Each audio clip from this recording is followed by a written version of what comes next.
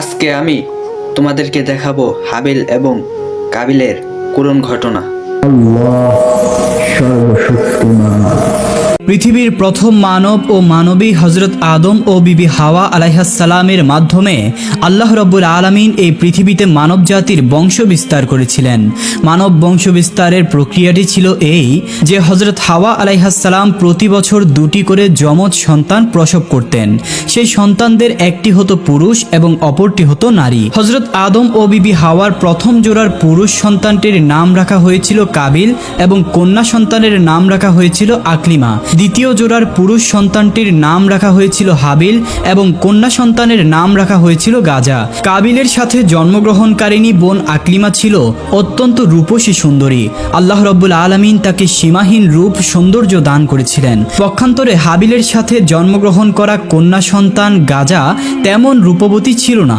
আল্লাহ রব্বুল আলামিন তাকে তেমন রূপ সৌন্দর্য দেননি। এভাবেই প্রতি বছর বিবি হাওয়া আলাইহাসসালাম যমজ সন্তান জন্মদান করতে লাগলেন এবং মানবের বংশ বিস্তার হয়ে চলল।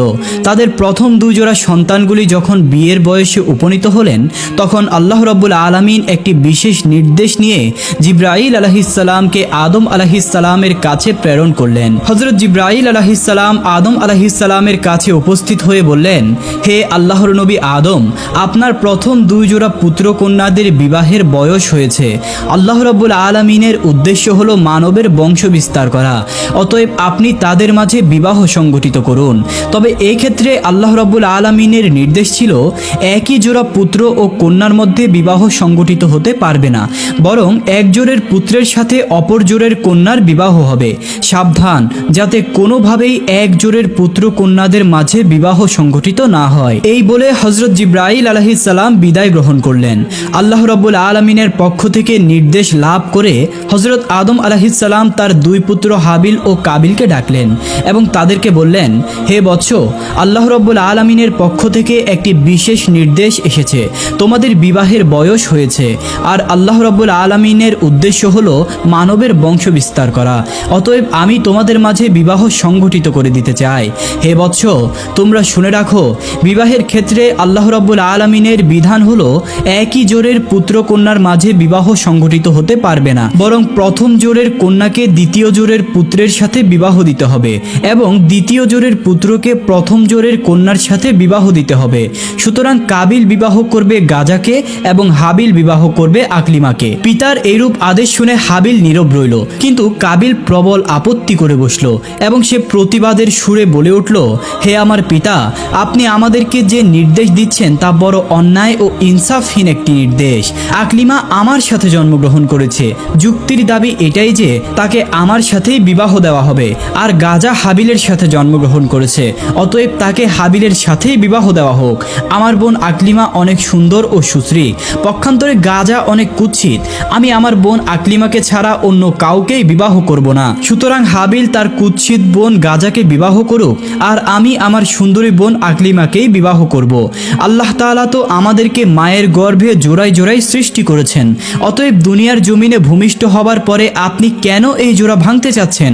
এটা তো কঠিন জুলুম, অত্যাচার এবং ন্যায় নীতিহীন একটি আদেশ।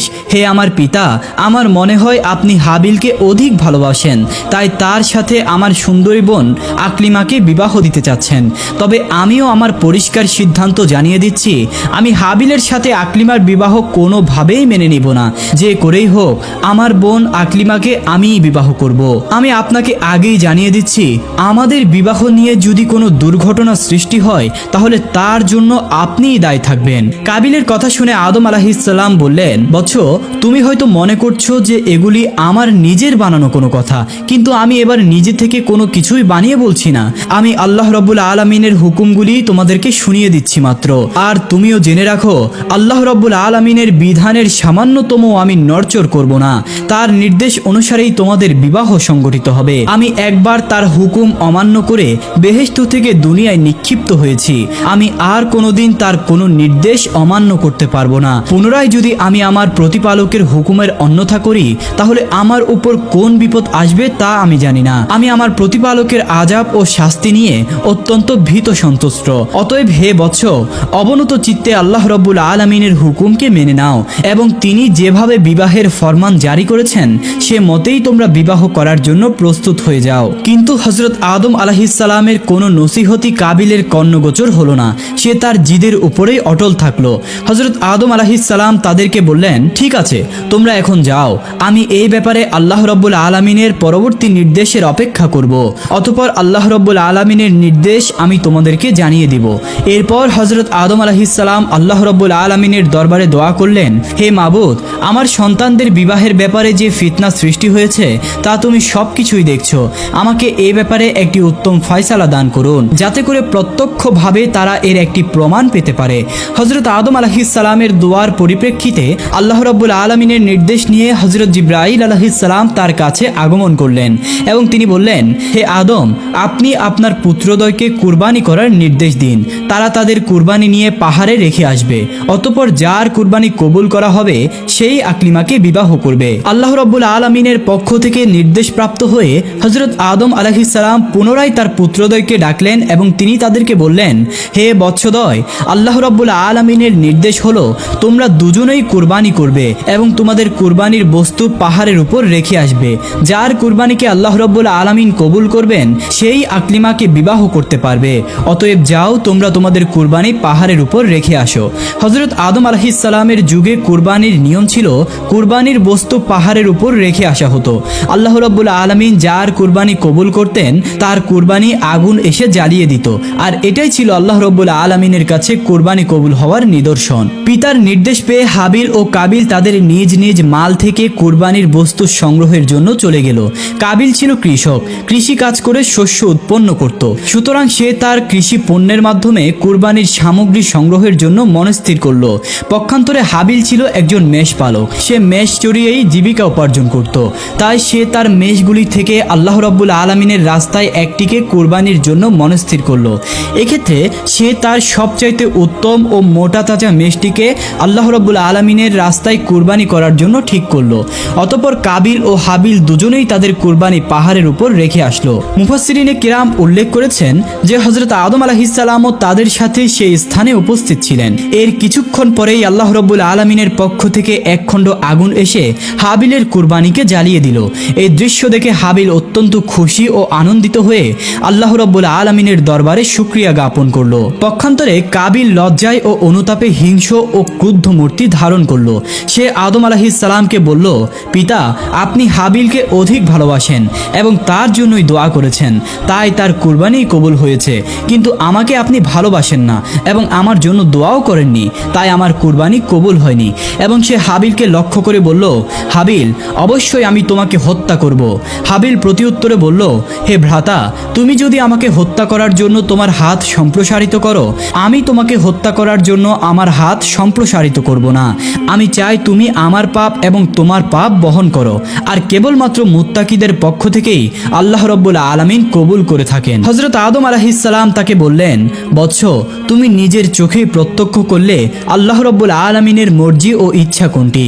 আল্লাহ রাব্বুল আলামিনের মর্জি ও ইচ্ছার প্রতি সন্তুষ্ট থেকে তুমি হাবিলের সাথে সদ্ভাব বজায় রাখো এবং আল্লাহ রাব্বুল আলামিনের ফরমান অনুযায়ী বিবাহ করায় রাজি হয়ে যাও। এতে আল্লাহ রাব্বুল আলামিন অত্যন্ত খুশি হবেন এবং দুনিয়া ও আখিরাত উভয় জাহানেই তোমার কল্যাণ হবে। কিন্তু কাবিল পিতার কোনো কথার দিকেই কর্ণপাত করল না। সে নিজের অপমানের জ্বালায় হাবিলের প্রতি আরো শত্রু ভাবাপন্ন হয়ে পড়ল। সে দৃঢ় প্রতিজ্ঞা করল, যে করেই হোক হাবিলকে সে হত্যা করবেই। এরপর থেকে সে হাবিলকে হত্যা করার জন্য সুযোগ খুঁজতে লাগলো। কিন্তু আদম আলাইহিস সালাম বিদ্যমান থাকার কারণে সে কোনোভাবেই এই সুযোগ পাচ্ছিল না। এর কিছুদিন পরেই আল্লাহ রাব্বুল আলামিনের পক্ষ থেকে হযরত আদম আলাইহিস সালামের কাছে নির্দেশ আসলো, হে আদম, তুমি আমার ঘর বাইতুল্লাহ জিয়ারত করার জন্য মক্কার উদ্দেশ্যে গমন করো।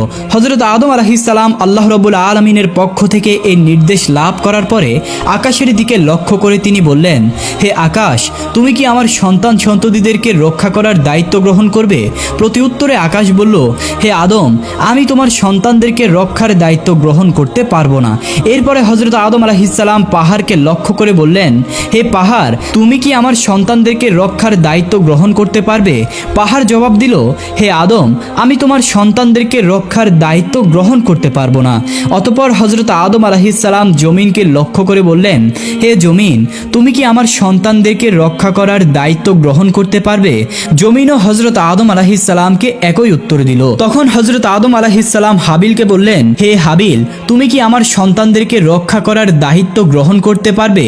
হাবিল বলল, হে আমার পিতা, আল্লাহ রাব্বুল আলামিন যদি আমার উপর অনুগ্রহ করেন তাহলে অবশ্যই আমি এই দায়িত্ব গ্রহণ করতে রাজি আছি। এরপরে হযরত আদম ও বিবি হাওয়া স্বীয় সন্তানদেরকে রক্ষণাবেক্ষণের দায়িত্ব হাবিলের কাছে দিয়ে মক্কার উদ্দেশ্যে রওনা হয়ে গেলেন। আদম আলাইহিসসালাম হজে গমন করার পরে কাবিল তার উদ্দেশ্য সিদ্ধির জন্য একটি বিশাল সুযোগ পেয়ে গেল। এতদিনে সে পিতার শাস্তির ভয়ে তার উদ্দেশ্য সিদ্ধ করতে পারছিল না, কিন্তু যখন পিতা তাদের থেকে দূরে চলে গেল তখন আর কিসের ভয়? কোনো একদিন হাবিল তার বকরি ও মেষপাল চড়াতে মাঠে গেল। এরপরে সে ক্লান্ত হয়ে একটি বৃক্ষের ছায়ায় ঘুমিয়ে পড়ল। কাবিল যখন দেখল হাবিল নির্জন একটি প্রান্তরে গাছের ছায়ায় একাই ঘুমিয়ে রয়েছে, তখন সে সেটিকে বিশেষ সুযোগ মনে করতে লাগলো। সে ভাবল হাবিলকে হত্যা করার জন্য এটাই উপযুক্ত সময়, কিন্তু সে একটি বিপদের সম্মুখীন হয়ে গেল। হত্যা করবে তো ঠিকই, কিন্তু হত্যা করবে কোন উপায়ে তা সে স্থির করতে পারল না। যেহেতু ইতিপূর্বে কেউ কোনো মানুষ হত্যা করেনি, তাই এই পদ্ধতি কাবিলের জানা ছিল না। মানবজাতির চিরশত্রু ইবলিস যখন দেখল হত্যা করা নিয়ে হাবিল একটি বিশেষ সমস্যায় পতিত হয়েছে, তখন সে ভাবতে লাগলো অবশ্যই তাকে সাহায্য করা আমার একান্ত দায়িত্ব ও কর্তব্য। মূলত সে তো এরকম একটি সুযোগের অপেক্ষায় ছিল, তাই সে আর কাল বিলম্ব না করে একজন পথিকের আকৃতিতে কাবিলের সামনে আত্মপ্রকাশ করলো। অতঃপর সে তার শয়তানি শক্তির বলে একটি কৃত্রিম সাপ তৈরি করলো। সাপটি ধীরে ধীরে মানবরূপী ইবলিসের দিকে এগিয়ে আসতে লাগলো। ইবলিস জমিন থেকে একটি পাথর উঠিয়ে সাপের মাথা লক্ষ্য করে ছুঁড়ে মারল। ফলে সাপের মাথা চূর্ণ বিচূর্ণ হয়ে গেল এবং সেখানেই সাপটি প্রাণ ত্যাগ করলো। হত্যা করার এই পদ্ধতি দেখে কাবিল অত্যন্ত খুশি হলো এবং সে স্থির করলো এই পদ্ধতিতেই সে তার ভাই হাবিলকে হত্যা করবে। হত্যা করার পদ্ধতি স্বীকার করে কাবিল ধীরে ধীরে হাবিলের দিকে এগিয়ে যেতে লাগলো। যখন সে হাবিলের কাছে পৌঁছে গেল তখন সে বিরাট একটি পাথর হাতে তুলে নিল। অতঃপর সে পাথরটি ঘুমন্ত হাবিলের মাথা লক্ষ্য করে প্রচন্ড বেগে ছুঁড়ে মারল। পাথরের আঘাতে হাবিলের মাথা ফেটে চৌচির হয়ে গেল এবং সাথে সাথে সে মৃত্যুর কোলে ঢলে পড়ল। হাবিলের মৃত্যু তো হলো ঠিকই, কিন্তু এখন একটি নতুন সমস্যা দেখা দিল, আর তা হলো এই যে হাবিলের মৃতদেহ কিভাবে গোপন করে নিজের আত্মরক্ষা করবে। তার মনে এই চিন্তা দেখা দিল যে যদি হাবিলের লাশ এভাবে এখানে পড়ে থাকে তাহলে তার মৃত্যুর কথা নিশ্চয়ই পিতার কর্ণগোচর হবে এবং আমি যে তার হত্যাকাণ্ড ঘটিয়েছি এটা অবশ্যই তিনি বুঝতে পারবেন। সুতরাং হাবিলের মৃত্যুর খবর কিছুতেই যাতে পিতার কানে না পৌঁছে এবং তার লাশেরও যাতে তিনি কোনো সন্ধান না পান, এজন্য তার লাশকে গোপন করে রাখা দরকার। কিন্তু কাবিল বুঝতে পারছিল না যে কিভাবে সে তার ভাই হাবিলকে দাফন করবে। যেহেতু ইতিপূর্বে এ কাজ পৃথিবীর কোনো মানুষই করেনি, তাই কাবিল তার ভাই হাবিলের মৃত লাশ কাঁধে নিয়ে এদিক সেদিক ঘোরাঘুরি করতে লাগলো।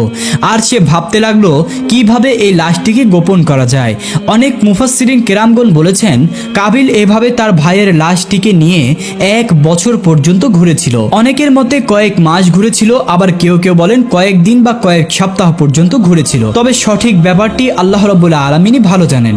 কাবিল যখন তার ভাই হাবিলের মৃত লাশটি কাঁধে করে এভাবে ঘুরে বেড়াচ্ছিল, তখন আল্লাহ রাব্বুল আলামিন ইচ্ছা করলেন যে তাকে দুটি নিকৃষ্ট প্রাণী দিয়ে মানুষ দাফন করার কাজটি শিক্ষাদান করবেন।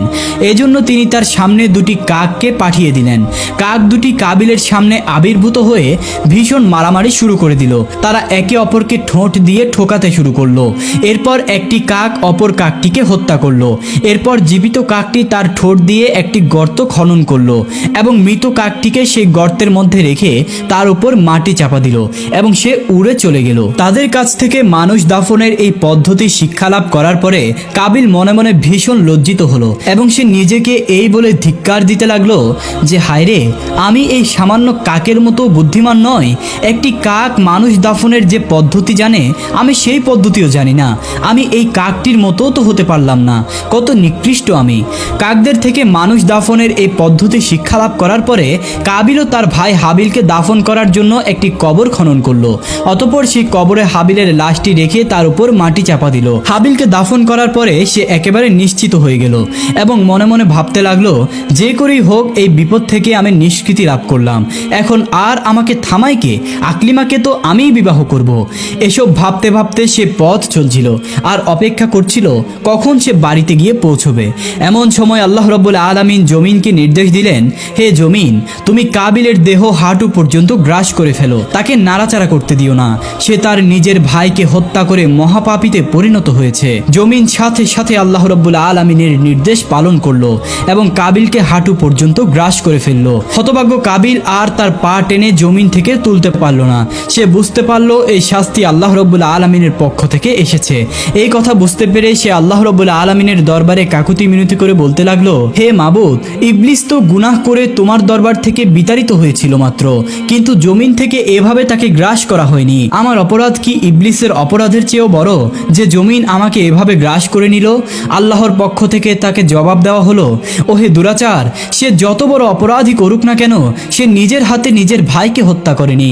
কাবিল আবার বলল, হে মাবুদ, আমার পিতা বেহেশতে অবস্থানকালে তোমার হুকুম অমান্য করে বড় গুনাহ করেছিল, তাকে তুমি শাস্তি দিয়েছ বটে, কিন্তু তাকেও তো জমিন থেকে এভাবে গ্রাস করে দাওনি। আল্লাহর তরফ থেকে জবাব আসলো, হে নিষ্ঠুর, তোমার পিতা আমার আদেশ অমান্য করে অন্যায় করেছিল নিজের প্রতি, কিন্তু তুমি এমন অপরাধ করেছ যার দ্বারা অন্যের হক নষ্ট হয়েছে, তুমি অন্যের প্রতি অবিচার করেছ, সুতরাং তোমার অপরাধ সর্বাপেক্ষা গুরুতর। এরপর আল্লাহ রাব্বুল আলামিন জমিনকে নির্দেশ দিলেন, হে জমিন, তুমি কাবিলের দেহকে তার বুক পর্যন্ত গ্রাস করে ফেলো। সাথে সাথে জমিন আল্লাহ রাব্বুল আলামিনের হুকুম পালন করলো এবং কাবিলের দেহকে বুক পর্যন্ত গ্রাস করে ফেললো। তখন কাবিল দিশেহারা হয়ে ব্যাকুলভাবে আল্লাহর দরবারে মিনতি জানাতে লাগলো, হে দয়াময় প্রভু, আমি না বুঝে ইবলিসের প্ররোচনায় পড়ে আমার ভাই হাবিলকে হত্যা করেছি এবং আমি মহা অন্যায় করেছি। সত্যি এর চেয়ে বড় অন্যায় আর কিছুই নেই, কিন্তু হে দয়াময়, তোমার রহমত তো অপরিসীম, তুমি সব কিছুই ক্ষমা করে দিতে পারো। হে আল্লাহ, আমি আমার পিতার নিকট শুনেছি যে তার গুনাহটি তুমি তোমার প্রিয় হাবিব সাল্লাল্লাহু আলাইহি ওয়াসাল্লাম এর ওসিলায় ক্ষমা করে দিয়েছিলে। আমাকেও তুমি তোমার সেই মহান হাবিবের বরকতের ওসিলায় ক্ষমা প্রদর্শন করো। এবার আল্লাহ রাব্বুল আলামিন তার প্রিয় হাবিব মুহাম্মদ সাল্লাল্লাহু আলাইহি ওয়াসাল্লাম এর সম্মান ইজ্জত রক্ষার তাগিদে জমিনকে বললেন, হে জমিন, তুমি কাবিলকে ছেড়ে দাও। জমিনের কবল থেকে মুক্তি লাভ করার পরে কাবিল ভাবতে লাগলো, যেভাবেই হোক এই বিপদ থেকে আমি রক্ষা পেলাম, এবার আর আমাকে ঠেকায় কে? আকলিমাকে তো আমিই বিবাহ করব। কাবিল এই কথা চিন্তা করার সাথে সাথে আল্লাহ রাব্বুল আলামিনের একজন আযাবের ফেরেশতা এসে তাকে পাকড়াও করলো এবং তাকে একটি পাহাড়ে বন্দি করে তার মাথায় একটি পাথর দ্বারা আঘাত করলো, আর সাথে সাথে কাবিলের মৃত্যু হয়ে গেল এবং আল্লাহ রাব্বুল আলামিন পুনরায় তাকে জীবিত করে দিলেন। পুনরায় সেই ফেরেশতা তার মাথায় পাথর দ্বারা আঘাত করলো এবং পুনরায় সে মৃত্যুবরণ করলো। বলা হয়ে থাকে কিয়ামত পর্যন্ত এই ফেরেশতা কাবিলকে এভাবেই শাস্তি দিতে থাকবে। সহিহ মুসলিম শরীফে রাসূল করিম সাল্লাল্লাহু আলাইহি ওয়াসাল্লাম এর পক্ষ থেকে একটি হাদিস বর্ণিত হয়েছে। রাসূলুল্লাহ সাল্লাল্লাহু আলাইহি ওয়াসাল্লাম বলেছেন, কিয়ামত পর্যন্ত যত অন্যায় হত্যাকাণ্ড ঘটবে সেই পাপের একটি অংশ আদম আলাইহিস সালামের পুত্র কাবিলের আমল নামায় লেখা হতে থাকবে, কেননা সেই প্রথম ব্যক্তি যে হত্যার মতো ভয়ঙ্কর এই পাপ কাজকে পৃথিবীর জমিনে চালু করেছিল। কাবিল যখন হাবিলকে হত্যা করেছিল তখন আদম আলাইহিস সালাম হজ আদায়ের জন্য মক্কা শরীফে ছিলেন। আদম আলাইহিস সালাম দেশে ফিরে এসে হাবিলের সন্ধান না পেয়ে তার সন্তানদের কাছে জিজ্ঞাসা করলেন, হে বৎস, তোমরা কি তোমাদের ভাই হাবিলের কোনো সন্ধান জানো? আমি তাকে দেখছি না কেন? আদম আলাইহিস সালামের সন্তানগণ তাকে উত্তর দিল, হে পিতা, আপনি হজ করতে যাওয়ার কিছুদিন পর থেকেই আমরা আমাদের ভাই হাবিল ও কাবিল দুজনকেই দেখছি না। আমরা তাদেরকে অনেক খোঁজাখুঁজি করেছি, কিন্তু তাদের কোনো সন্ধান পাইনি। আমরা জানি না তারা কোথায় আছে এবং কি করছে।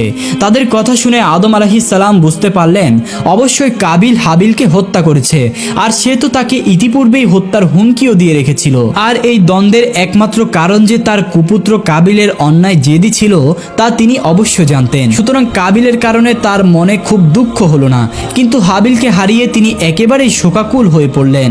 অতঃপর তিনি আল্লাহ রাব্বুল আলামিনের দরবারে কাঁদতে কাঁদতে প্রার্থনা করলেন, হে আল্লাহ, হাবিলকে যদি হত্যা করা হয়ে থাকে তবে তার কবর ও মৃত লাশের চিহ্নটুকু তুমি আমাকে দেখিয়ে দাও, তাতে আমি শান্তি পাবো। আদম আলাইহিস সালামের এই দোয়ার পরিপ্রেক্ষিতে আল্লাহ রাব্বুল আলামিন তাকে জানিয়ে দিলেন, হে আদম, তোমার কুপুত্র কাবিল তোমার সন্তান হাবিলকে হত্যা করেছে, এজন্য কিয়ামত পর্যন্ত তাকে এই পাপের শাস্তি ভোগ করতে হবে। এই পৃথিবীতে তোমার যত সন্তানই অন্যায়ভাবে হত্যাকাণ্ড সংগঠিত করবে সেই হত্যাকাণ্ডের পাপের একটি অংশ তোমার কুপুত্র কাবিলের আমল নামায় লিপিবদ্ধ করা হবে। অতঃপর আল্লাহ রাব্বুল আলামিন তাকে হাবিলের মৃত্যুর জায়গা ও তার কবর সম্পর্কে জানিয়ে দিলেন। আল্লাহ রাব্বুল আলামিনের পক্ষ থেকে এই সংবাদটি জানার পরে আদম আলাইহিস সালাম সেই স্থানে গেলেন এবং তিনি কবর থেকে হাবিলের লাশটিকে উঠিয়ে দেখলেন তার মাথা চূর্ণ বিচূর্ণ করে দেওয়া হয়েছে এবং তার সারা শরীর এখনো রক্তে রঞ্জিত হয়ে রয়েছে। তখন হযরত আদম আলাইহিস সালাম হাবিলের লাশটিকে বাড়িতে নিয়ে আসলেন। পুত্রের এই অবস্থা দেখে বিবি হাওয়াও কাঁদতে কাঁদতে অস্থির হয়ে গেলেন। অতঃপর তারা সিদ্ধান্ত নিলেন হাবিলের লাশটিকে একটি সিন্দুকে করে তারা তাদের কাছেই রেখে দিবেন। তাদের এই চিন্তা করার পরে জিবরাইল আলাইহিস সালাম আল্লাহ রাব্বুল আলামিনের হুকুম নিয়ে তাদের কাছে এসে বললেন, হে আদম ও বিবি হাওয়া, আপনারা যে সিদ্ধান্ত নিয়েছেন এটি আল্লাহ রাব্বুল আলামিনের সিদ্ধান্ত নয়। কোনো মৃত মানুষকে আপনারা আপনাদের কাছে রেখে দিতে পারেন না, বরং আল্লাহ রাব্বুল আলামিনের হুকুম হলো তাকে আপনারা উত্তম রূপে গোসল করিয়ে জমিনে পুনরায় দাফন করে দিন। জিবরাইল আলাইহিস সালামের পরামর্শে আদম আলাইহিস সালাম পুনরায় তার পুত্র হাবিলের লাশটিকে উত্তম রূপে কাফনের কাপড় পরিধান করিয়ে দাফন করে দিলেন।